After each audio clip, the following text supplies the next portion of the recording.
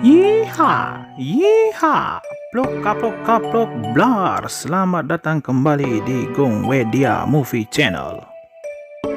Terima kasih saya ucapkan karena sudah bersedia mampir ke channel saya ini. Jangan lupa untuk subscribe, share, like, komen agar channel ini bisa berkembang ke depannya. Oke, film yang akan kita rekap kali ini berjudul The Legend of Naga Pearls atau Legenda Mutiara Naga. Dragon Ball dong. Diceritakan pada zaman dahulu, manusia hidup berdampingan dengan makhluk lain yang disebut dengan suku bersayap. Suku bersayap tinggal di Uranopolis, sebuah kota di atas langit. Namun, raja suku bersayap saat itu ingin menguasai segalanya. Ia lalu memulai peperangan dengan bangsa manusia. Suku bersayap menggunakan kekuatan dari cakram emas dan mutiara naga untuk membuka pintu ke dimensi lain yang berisikan tapir terbang dan memanfaatkan mereka untuk menghancurkan umat manusia. Bangsa manusia mengirimkan seorang ksatria untuk memisahkan antara cakram emas dan mutiara naga. Ksatria itu akhirnya berhasil menyusup ke Uranopolis dan memisahkan kedua benda pusaka tersebut. Mutiara naga kemudian dimasukkan ke dalam sebuah kotak keramat dan disegel, sementara Uranopolis berhasil dihancurkan.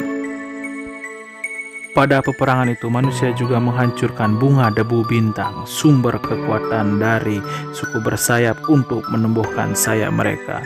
Hingga dikarenakan kehilangan tersebut, generasi suku bersayap selanjutnya tidak bisa menumbuhkan sayap mereka lagi. Suku bersayap mengalami kekalahan besar, sedangkan kota Uranopolis mereka berjatuhan ke bumi dan kemudian dikuasai oleh bangsa manusia. Cerita kemudian beralih masa di mana karakter utama dari film ini yang bernama Ni Kong Kong, si raja pencuri, akan memulai petualangannya. Ni Kong Kong memiliki seorang sahabat setia, yaitu seekor terenggiling yang diberinya nama Oka. Ni Kong Kong memiliki sebuah garis retakan yang mengeluarkan sinar biru di telapak tangan kanannya. Ia sebenarnya adalah keturunan dari ksatria bangsa manusia yang memisahkan mutiara naga dengan cakram emas.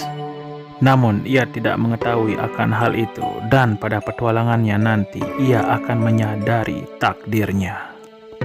Pada suatu ketika, Ni Kong Kong berhasil ditangkap oleh segerombolan orang yang dipimpin oleh karena dalam film ini tidak disebutkan namanya siapa, jadi kita panggil saja dia si Ratu Emas. Ratu Emas sebenarnya ingin membunuh Ni Kong Kong, tapi Ni Kong Kong membuat persetujuan dengannya dan rela bekerja untuk Ratu Emas. Ratu Emas setuju untuk memanfaatkan jasa Ni Kong Kong. Ia lalu menyuruh Ni Kong Kong untuk mencuri beberapa benda pusaka di istana, karena malam itu akan diadakan pameran benda-benda pusaka di sana.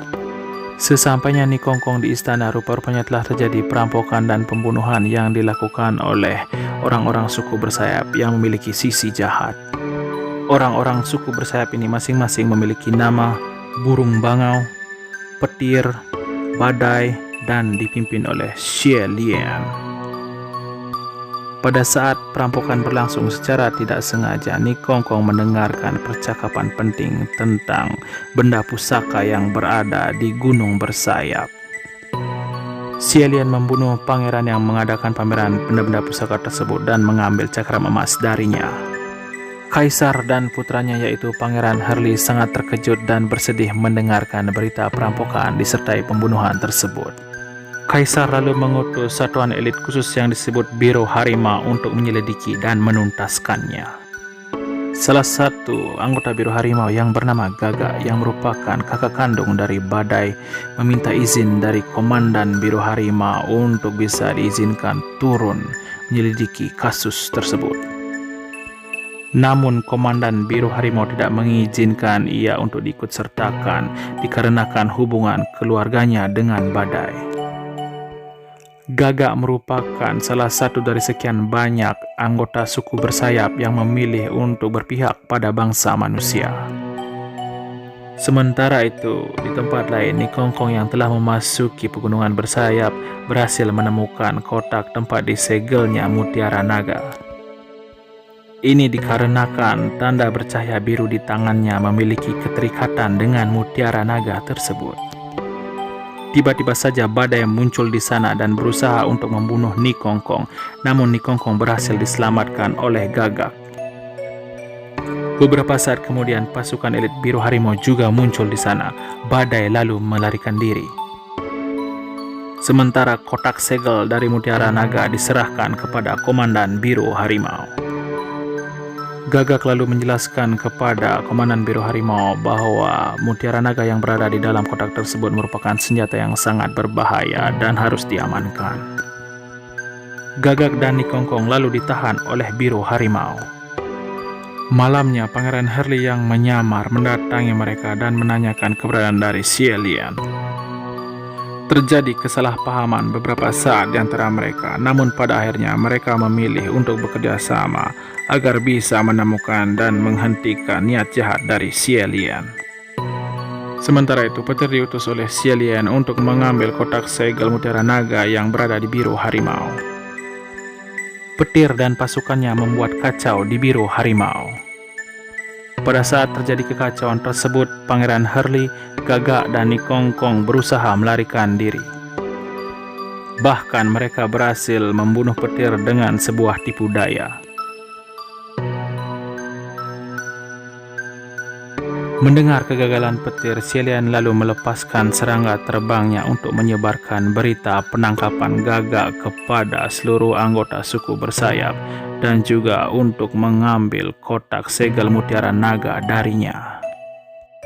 Nikongkong dan yang lainnya melanjutkan perjalanan. Mereka akan menemui salah seorang teman dari Gagak yang dikatakan bisa membuka kotak segel Mutiara Naga. Dalam perjalanan itu, Nikongkong berulah jahil kepada Gagak. Ia diam-diam mengambil kalung peninggalan ayah Gagak. Gagak marah dan terjadilah pertarungan kecil. Secara tidak sengaja dalam pertarungan itu, sarung tangan Nikongkong terlepas. Nikongkong dengan marah mengatakan ingin sarung tangannya kembali. Kemudian ia melemparkan kalung Gagak yang mengakibatkan kalung itu rusak. Rupa-rupanya di dalam kalung tersebut terdapat sisa-sisa bunga debu bintang yang disimpan oleh ayah Gagak, yang pada akhirnya memberikan Gagak kemampuan untuk terbang. Mereka akhirnya tiba di tempat yang dituju yang disebut dengan Gua Rawa Kegelapan. Keberadaan Nikongkong dan Gagak diketahui oleh salah seorang anggota suku bersayap yang ada di sana. Ia lalu berusaha mengirimkan berita dengan menggunakan serangga terbang kepada Xie Lian, namun hal itu berhasil digagalkan oleh Nikongkong dan kawan-kawan. Ketiganya akhirnya berhasil menemukan paman orang yang dikatakan mampu membuka kotak segel Mutiara Naga, namun ia sedang dikurung dikarenakan ia berutang 10.000 mutiara emas kepada Jiang Chengzi.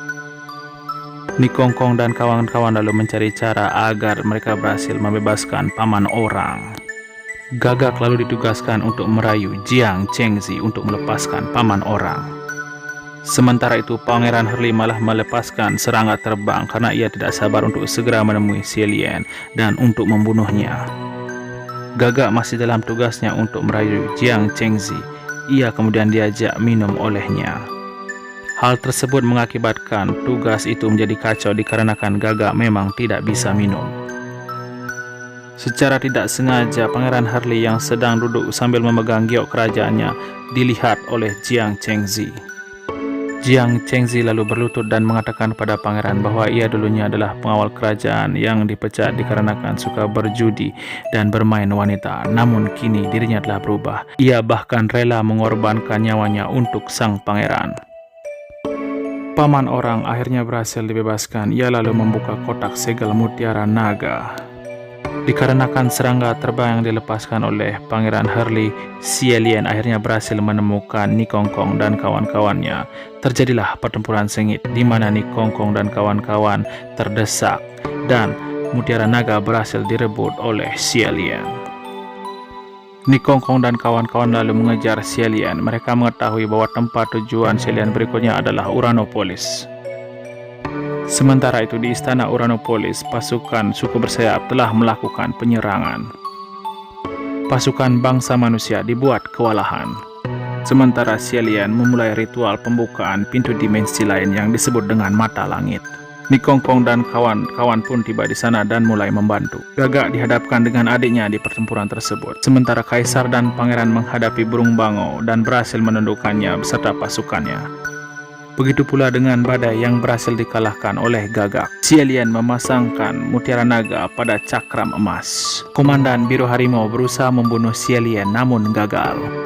Kegagalan serupa juga dialami oleh Ni Kongkong. Bahkan Oka pun sekarat dikarenakan ia berusaha menyelamatkan nyawa Ni Kongkong. Dua petugas Biru Harimau berusaha melepaskan mutiara naga namun mereka gagal. Mata langit pun berhasil dibuka dan para tapir terbang pun bermunculan.